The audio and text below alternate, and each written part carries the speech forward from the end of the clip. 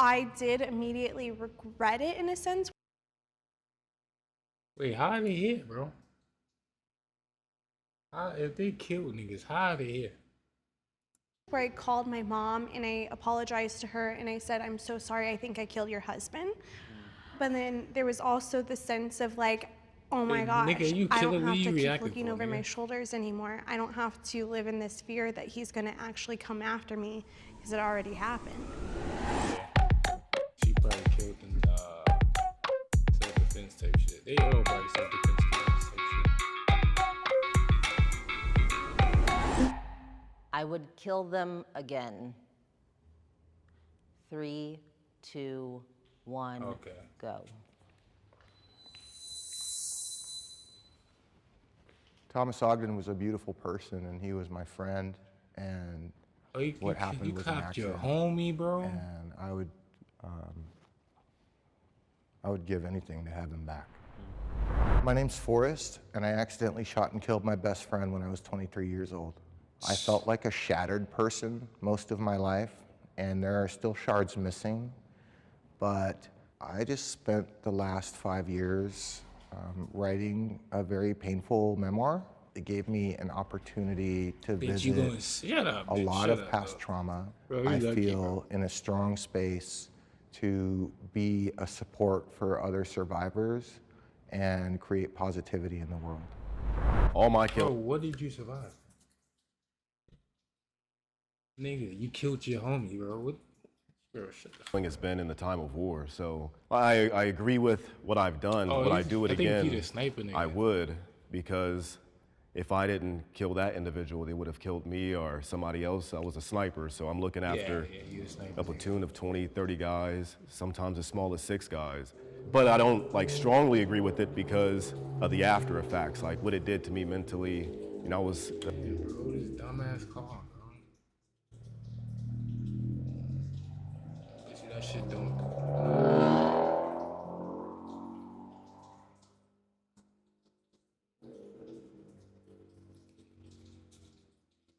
The first person I killed, I was 18, and I didn't stop until I was almost 25. So I don't regret any of it. I don't have any bad feelings towards those individuals that I did kill. They were just protecting their homeland just as much as I would too. So I would do it again to save my life or somebody else's life. I work in healthcare. What I do is I manage life support. So I'm the guy that pulls the plug on that's why this nigga's be acting. Because nigga, he didn't do nothing. He not a real killer. He doing his job. Perspective. I have to do that for babies all the way to like people at the end of their lives. I've been doing this for like over a dozen years. I know that shit. Okay, I've come to terms with what the job is. So, yeah. The crime and how it happened, it was not that I didn't go out to kill this person. And now understanding the impact that the crime had, not only on me, but the family of that person. That was a human being that I killed over some drugs, right? And his children, his family is living still in the absence of this person. It was December the 24th, Christmas Eve night. I remember me and a couple of my friends were hanging out. This particular car came up. How are they here? Didn't you 25 to life, nigga? This shit probably like 20 years ago. These niggas sold this shit. And the passenger in the car said, hey, I want to buy some drugs from you. So I told one of my friends, I'm like, he's known to be this person that will come through the community and ask for $100 worth of drugs, but he would never have the money. And the guy did exactly what I said. He knocked the drugs out of my friend's hand, grabbed his arm, and started speeding off. And my reaction at that time was I pulled out the gun and I started shooting into the car to get him to release my friend. And days later, we heard that the bullet that I shot into the car actually killed him. To that day, I will never forget December the 24th, when that happened, the day before Christmas. I would 100% do what I had to do over again because the guy was a serial perpetrator. He was after so many women. If he killed me, he would have went after my mom, all my family, my nieces, my nephews, every one of us, until he literally got what he wanted. I'm Tara Newell. I killed my attacker, Dirty John Meehan, in self-defense. I think it was really interesting how there was one person here who had experienced prison reform, because to me, my attacker would have been in there if I hadn't killed him in self-defense. And it's really interesting to hear about how there are people in there who are able to rehabilitate. I immediately regretted it. 3, She's 2, not gonna agree with that. 1, He's not go. gonna agree with that. He gonna agree with that probably. Yeah, he gonna agree with that. Why do I strongly disagree? Yeah. Like I said, I was a young kid. I was 18. The first guy I killed was with a 50 cal like machine gun. I was expecting it to be like the movies where you have this like feeling of when you kill someone, and it wasn't there. I didn't really feel anything. It wasn't until like that night I had this weird dream. The guy who I shot became a ceiling fan in my room. His arms and legs were the blades. His head was the center of the fan. And I watched him spin faster and faster until he tore apart and covered me in what he used to be, what was left of him. But no, I didn't feel anything. There was nothing like to feel. I knew that was the beginning of something that I was probably gonna have to do for a while. No attachment at the time. I can agree with you on that. I mean, identify with that because my first couple of years inside of prison, I detached from it completely. When people would mention his name, I would like, don't see him as a human being. And that was very insensitive when I look back at it now, right? But I look and say that that was a way of me coping with the situation at that time. I did immediately regret it in a sense where I called my mom and I apologized to her and I said, I'm so sorry, I think I killed your husband. So there was that, but then there was also the sense of like, oh my gosh, I don't have to keep looking over my shoulders anymore. I don't have to live in this fear that he's gonna actually come after me because it already happened. Sometimes family members don't agree with the decision, and that decision is sometimes taken away from them. Being called every name in the book as I'm walking in there, but if they just don't agree, and then I'm like, I just have to go do this now, you know? Yeah. But it doesn't feel good, or like I'm not necessarily agreeing with it. So I'm like, I disagree. Yeah. The level of heartbreak that I felt immediately after that gunshot. See, I knew he was the only one, nigga. Because that nigga, you killed your homie, my nigga. And I don't know if any of you have saw Red before, but I actually saw Red. And it was the most horrific thing I've ever seen, experienced, witnessed, felt in my life. I got charged with first-degree murder that night, and I was looking at doing 35 to life here in California. I couldn't even process that. There was just so much a combination of horror and grief immediately. I am desensitized to death. 3, 2, 1, go.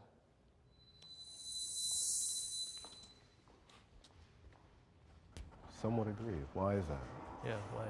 I do a lot of volunteer work, and the amount of people who are dying from drug overdoses and suicides right now in the arena of trauma, it's becoming difficult for me to feel anything anymore with the amount of people that we're losing that we don't have to. For me, it was almost like playing God, you know? I determined the time, place, when I'm gonna take that person off this planet. And it put things into perspective for me too, that I could be gone at any certain time. Like when you have to pull it, you know, you don't know when that card is gonna be pulled. So I've learned to value it more and know that it's very fragile, very frail. And to not feel anything towards killing someone would probably be more devastating to me than actually taking the life, is not feeling. Hold on, I need to clarify something. Yeah. I just want to be very clear that being desensitized in no way means that I don't value life. Oh, yeah. It's just difficult to Manage to feel the mourning over and over again. Over and over again. Yeah. Yeah, like I agree with you. Like there will be certain stories that I'm like, oh my gosh, I can't believe that happened. But if someone just tells me like, oh, that person died of a heart attack, I'm just like, oh, okay. Like it just like there's no traumatic incident with that. So I'm like, my brain just disassociates, and it's like, okay, oh, they died naturally. So. And from where I come from, like I get to know a lot of these people. If I don't get to know them, I get to know their family members like very intimately. It's not immediate, like, oh, they're coming in and they're gonna go. No, it's like weeks, months. I've had somebody like their 5-year-old son, and he was in the room, and I'm like, I gotta take your mom away now. And it's like, after that, I'm like, oh my God, I'll go call my mom or I'll go call my dad. It's like, it's really heavy. But I feel, like you said, like a sense of maximization of like, I don't know when my number is gonna be called. Because even if I'm working in the emergency room, we've worked on somebody for 2 hours and they're like, we really can't do anything anymore. And I'm like, just like that, gone. I remember this one patient, it was very much like nobody was there. They just found him on the street. He didn't even have a wallet. He was clinically dead, brain-wise, so we couldn't really do anything anymore. Me, the nurse, and the doctor just stayed in that room until his heart rate left, because we didn't want to see him leave by himself. That was one of the most, sobering moments too. It's like, as much as it was nice for us to do that, I just don't want strangers around me, seeing me off. I think for me as a teenager, selling drugs, just hanging in the streets, just living a lifestyle that I didn't care if I killed someone. I was very desensitized. I didn't care. I didn't feel no remorse for it. And this was part of my own personal development. I needed to find a way to attach to that. So I started doing this hospice training inside of one of their prisons. And by listening to these individuals tell their story and the regrets that they were living with in their process of transitioning, it gave me a sense of a value of life now, and it shifted my mindset as this teenager who was very callous towards life at that time. I've taken care of people, they're being on life support. They'll hang on for like a very long time till one specific person sometimes just visits them. And then I'm like, I can't explain that. I could take them off and their heart rate will keep going and going and going. One of the guys I was working with in the prison, he wanted to see his sister. Yeah. So this dude held on until like his sister walked into the room and he was like not consciously, but like she spoke to him and she started like talking to him and you started seeing him move. And then soon as she was like, I'm leaving. And like within minutes, this guy like transitioned. Yeah, with my situation, I made him brain dead. And so he was in the hospital. And then when they pulled the plug on him, my mom literally had to tell him, it's okay to go now. And then he left. Wow. Some weird things about that. Yeah. Yeah. I think we're more than just our brain, right? Yeah. We're spirits living in flesh, man. Yeah. That's all. Yeah. I am also a victim. 3, 2, 1, go.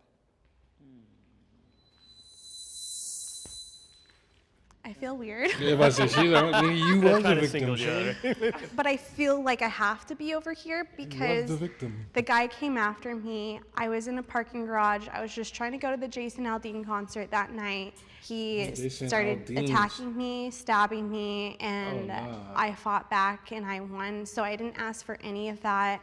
I honestly hated the guy and I wished he would be dead, but I never wanted to unalive or take someone's life. My first couple years in prison, I saw myself as the victim, right? And that was, again, a way of me coping.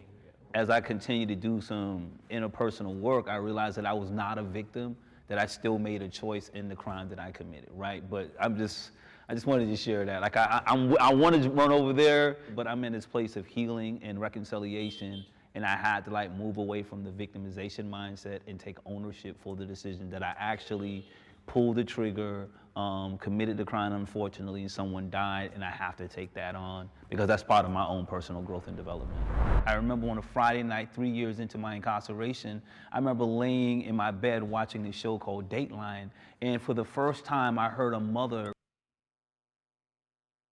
How you got that? Bro, I really expressing her loss for the loss of her loved one. And that was that moment in my life where I connected with that. I'm like, yo, I did the same thing. And I went into a fetus position and I started praying. And all I kept hearing hearing this voice saying, I have forgiven you. You have to ask Gary, the guy that you killed, to forgive you. And in that process, this is where I began. I remember saying, Gary, would you forgive me? And I literally felt like in that moment, he forgave me and I heard it. And it's almost like a weight was lifted off of me. And that's when I began this cleansing, this process of healing and moving forward and finding a purpose and finding my voice and all of that particular night inside of that prison when I surrendered to it. No, I don't feel like I'm a victim for anything. Like, I chose that path. Started off wanting to be a Navy SEAL when I was like in elementary school. My mom helped me make my first ghillie suit when I was in the 6th grade. Wow. Like, it's something I've always wanted to do, and I knew it came with that, which was more than likely having to kill someone, especially in the time of war. Yeah, I'm not a victim, but the only thing I would say is like they don't really prepare us into doing the job that we do. They do the day-to-day thing. Oh, this is what you do, this is what you chart, and all that stuff. And then now you're like, oh, by the way, the doctor wrote the order.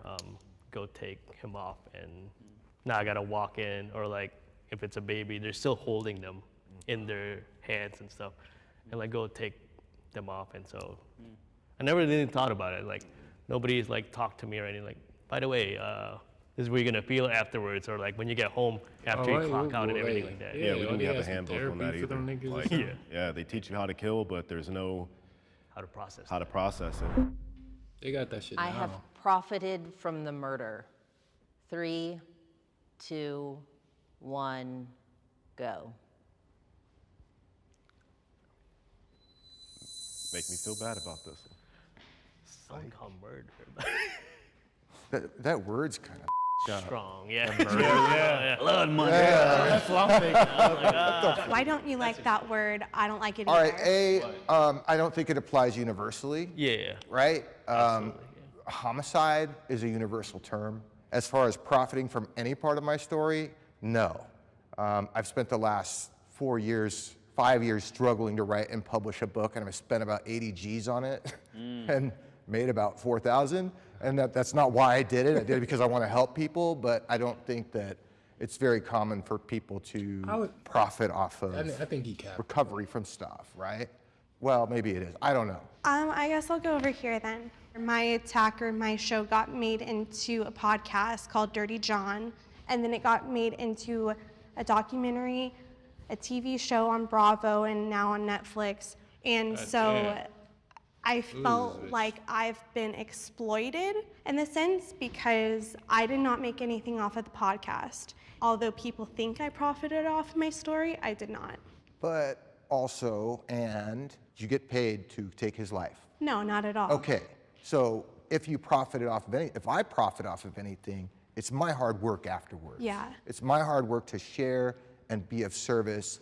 So no, you didn't. People hate profit sometimes. They just hate you just because you made money. Yeah. For me, as a speaker and a trainer, I struggled with that for a long time, right? You know, I committed this crime, and yes, I did all of the work that I have done to become the man that I am today. But then I don't sleep at night, right, knowing that I've made this bag of money or whatever. Any money I get, I want to be able to live comfortable. It's not about getting something in luxury. How could I help some young person? So we do the nonprofit work.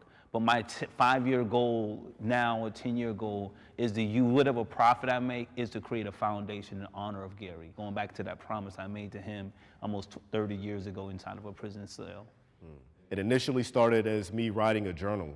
My dad suggested I did that. I was going through a hard time, self-medicating and contemplating some bad decisions. Started off as that, and it got picked up by a major book publishing company, and it went on to become essentially like an autobiography of that time in.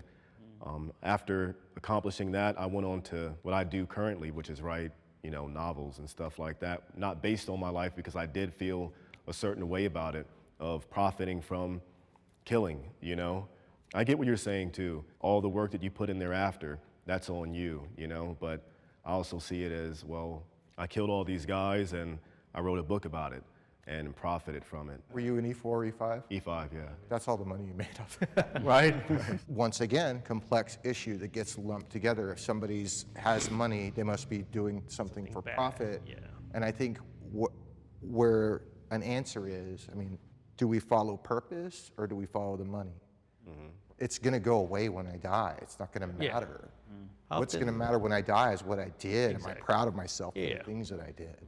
I often see money more of like as an amplifier for what people can do, what reach they can do. Yeah, what you can make impact on now, like knowing like when I go speak to young people today about gun violence and about my story, the only way they can get out of a situation is if I have money.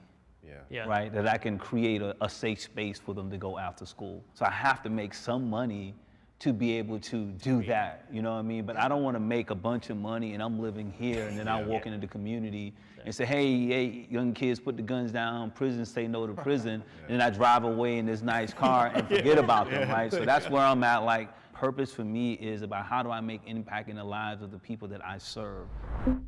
Taking a life was part of God's plan for me. 3, 2, 1, go. She's like, bro, I had to clap that nigga, bro. I had to clap, boy. Y'all not understanding? I'm unclear with that one. That's why I'm like this. You're on the other side. Yeah, I wouldn't be who I am today to be able to have the experience that I've had and become who I've become without taking a life. I learned my lesson after all the killing. You know, my last deployment dropped over 30 guys, 33 people, and who knows how many before that. But what I had to get through and overcome to stand here today far exceeded anything I've done in the military. Being emotionally somewhat strong and what I've had to overcome. There's been a lot of dark nights where didn't think I was gonna be here, you know? Why I'm like this? Yeah, I know what you mean though, yeah. I don't want it to be perceived to be insensitive about the victim. Yeah. Right, but I know on this part of me, I look at my friends who I grew up with at 19 years old, and I did 22 years in prison, and when I came back home, they were at the same spot under the same tree we sold drugs at. But then if over here, I think about the Gold Dingers family, because you know their son is like, oh, God destined my son, my brother or my son to die. You know what I mean? So. But if you believe in God, then that would be, he already knew that before. I get that part. You know? I mean, I'm a spiritual man, right? But I'm just like, I don't want it to. It's just that's my dilemma when it comes to God. I don't think that socks are mean. Is something. More spiritual, so I think it was my life's purpose, to be honest. Because of what I do today, whenever I speak, I always have people contact me and say that they left an abusive relationship or what I shared helped them get out of their attack. Sharing your story helps other people. And you feel that. I call it transparency transports people. That's why I'm like really honest about who I am, because there's someone else, not just in a physical prison, but an emotional, mental prison. And by hearing your story, hearing all of our stories, it helps transport them to another space of showing that I can't escape this particular prison. After having this discussion, Lester, choose a side. Really? Can't make it. I'm just gonna say, I don't think it's fair to make you choose a side. You believe what you believe. I'm gonna stand just a little bit over there. Please, like respectful. I really like what you did, man, because we move in seconds and inches. Yeah. We measure progress in like I'm right here. years, you know? That was kind of a lot. What's up? This episode was just sort of intense, and I think I need a little time to debrief now. Life's got you down bad, huh? Yeah, just a little, you know. Sometimes I need a big hug or some reassurance that everything will be okay in the world, you know? Here, try the Skylight app. Regard extra. You die. This is the heal. 3, 2, 1, go.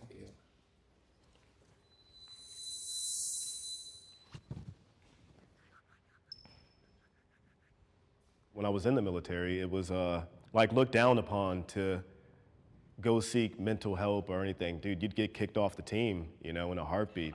I don't want a guy who's soft watching my back, you know, or what I perceived at the time to be soft.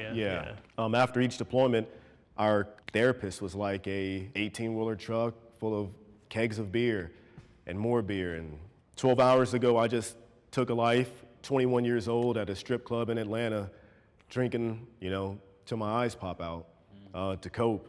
We would talk to like a psychiatrist, but we were encouraged to write down, you know, I didn't have this emotion, I didn't see this, so we could get home early to see our family. But 2 or 3 years ago, I decided to actually talk to someone and figure out why I was the way I was, because I wanted to change. I didn't like being, everywhere I went, you know, I'm looking at everyone and it's gonna sound so bad, but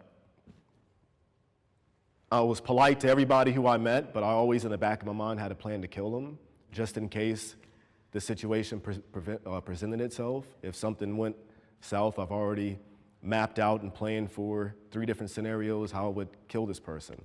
And I was comfortable being in that state of mind because it kept that protection, you know, that wall up. But it gets tiring after a while to always be that way. You know, for me, I look at this, right? I want to run over here to the strongly disagree. It's almost because of the length of your sentence, and you, like I was serving life, I didn't become eligible for most of the classes in prison until I came down to my last 3 years in prison, right? Now I have to run back over here to strongly agree. After being a person who's been released from prison, I've learned these different things that now help me to cope with all of the stuff that comes with me living inside of a prison, not only being a person who took someone's life, but seeing other individuals get killed inside of the prison, right? You see people get stabbed in prison over some of the simplest things. No one would come and talk to you about, like, was that triggering for you? Wow. How did you saw this person blood spill out over the concrete? Nothing, right? This is why I challenge the prison. Hold on.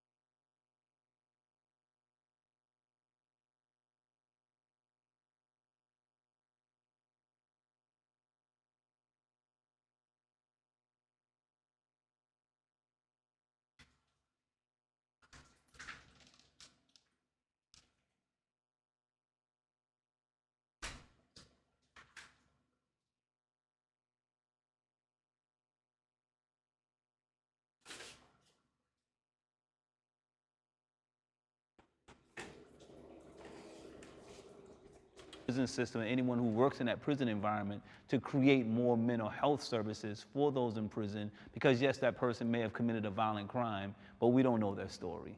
I'm like that with the military, man. Yeah. There's not enough, in my opinion. The It's VA not encouraged enough, yeah. The VA helped me somewhat, right? I'm not going to say the VA didn't help.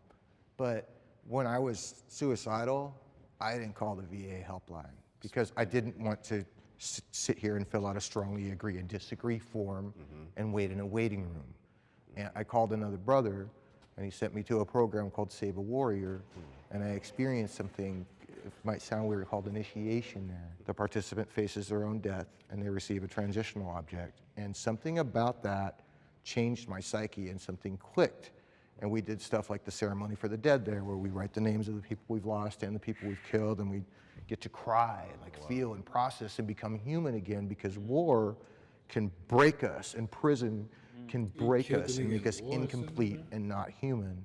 And when we use different modalities to place that humanity back together, then we can have community, right? And community is the antidote to a lot of human suffering. Yes, sir. I wrote a 12-step program for vets and first responders called SPARTA, Suicide Prevention and Resilience Training Anonymous. We meet once a week. And I used to think there wasn't enough resources, and the more I get involved, it's not that the help isn't needed, it's that there's abundant ability to create resources, right? And once we break that, we start to be the creator of it, we create the small nonprofit that serves the area. It's like like the Matrix fails, you know? Yeah. That was long, sorry. Oh, you're good. Well, I have to apologize for like chuckling when you said that part, because I was like, oh wait, I have a plan to kill people too, unfortunately.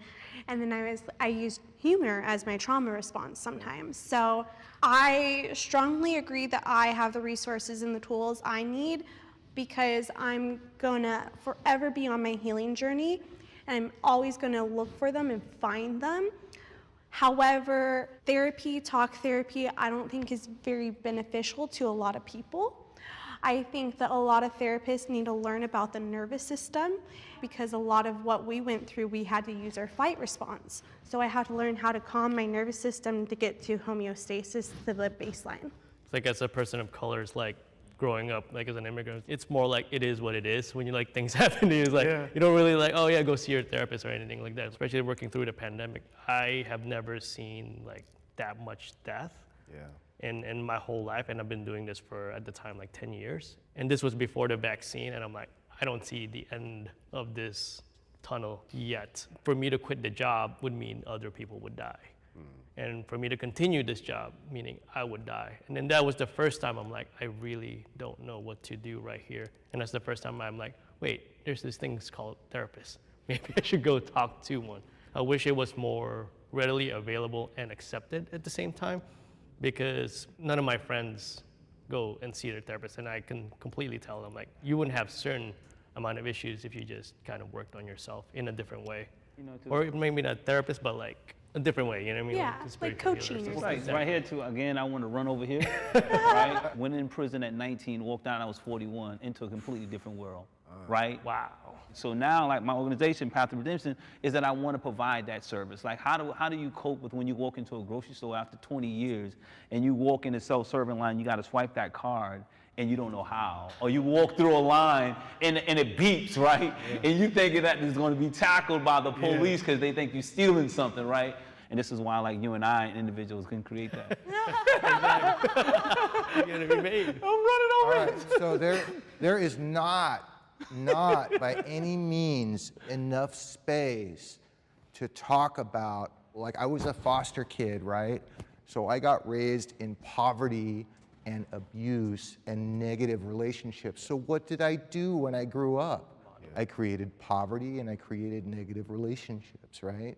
And that type of a wound, it's such a cultural taboo that there's not a space to talk about that and the impacts, and then what do we do and where do we go from there? So So come on back over here. You got me feeling kind of like, I was saying I wanted to do it, right? But I think that's important, man. And everybody in this circle is a wounded healer and also a servant leader, right? So when we see a gap in something that's needed, it's not just us. So that's where a tremendous opportunity is to create and be of service to other people like us.